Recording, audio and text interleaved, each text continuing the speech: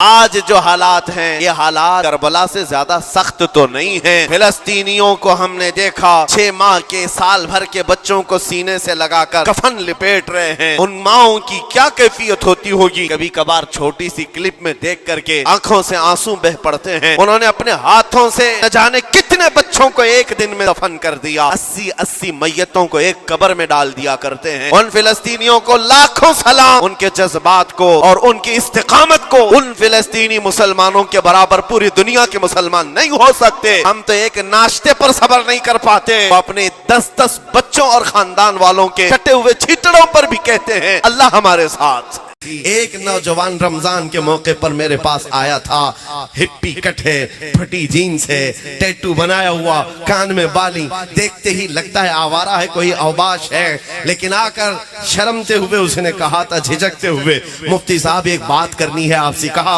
بتا بیٹا کیا ہے؟ اس نے کہا سنا ہے آپ دلی جا رہے ہیں، آگ میں کودنے کی بات کیے ہیں۔ میں نے کہا تجھ کو اس سے کیا لینا دینا ہے، تو کیا چاہتا ہے؟ کہا میں گنہگار بہت ہوں، لیکن جب حضور پاک کی محبت کی بات میں آپ جا رہے ہیں، پہلے آپ نہیں کودیں گے، مجھے آگے کر دینا۔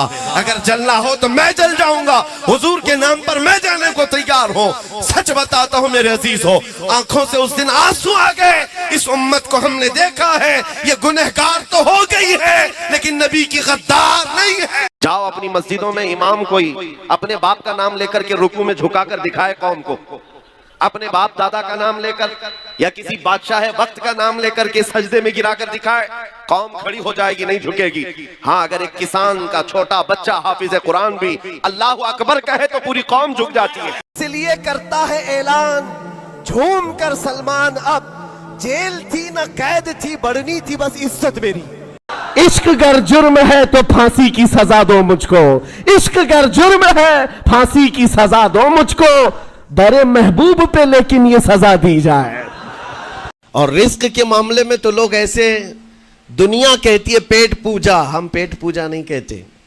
کھانے کے لیے بعض لوگ کہتے ہیں نا پہلے پیٹ پوجا ہو جائے، پوجا کا لفظ ہی ہم استعمال نہیں کرتے۔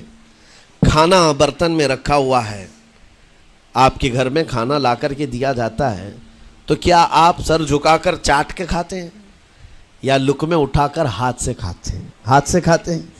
باقی جانوروں کو دیکھو، بکری کھاتی ہے منہ جھکا کر کھاتی ہے، بیل بھینس وغیرہ سب سر جھکا کر کے کھاتے ہیں، رزق کو چاٹ کے کھاتے ہیں، ان کا سر جھک جاتا ہے۔ لیکن تمہارے سر کو رب نے اتنا محترم رکھا کہ روز جو تمہیں رزق کی ضرورت ہے اس کے سامنے بھی مت جھکاؤ۔ سر جھکانا ہے تو رزق کے سامنے نہیں، رزاق کے سامنے جھکایا جائے۔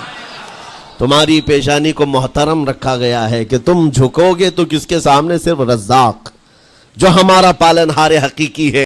جو مولا علی کرم اللہ وجہہ الکریم نے فرمایا، کسی انسان کو اس کی حقیقت دیکھنا ہو تو غصے کے عالم میں اسے دیکھو، وہ اپنے آپے سے باہر ہوتا ہے یا اپنے مزاج کے خلاف کس طرح بات کو سن کر کے تحمل رکھتا ہے۔ سب سے بڑا پہلوان وہ ہے جس نے اپنے غصے کو کنٹرول کیا اور اپنی زبان پر قابو پا لیا، ورنہ یہ وہ لمحہ ہے جب انسان پھٹ پڑتا ہے، جو دل کے اندر ہے سب کہہ جاتا ہے۔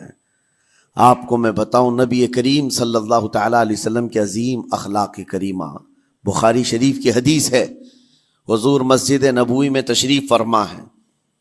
اس وقت مسجد نبوی، آج ہو سکتا ہے آپ کے ذہن میں جو امیج ہے مسجد نبوی کی، بہت بڑی عالی شان مسجد، لیکن وہ زمانہ نبوی میں اس طرح کی نہیں ہے، کچی دیواریں تھی، اوپر چھپر کے چھت پڑے ہوئے تھے۔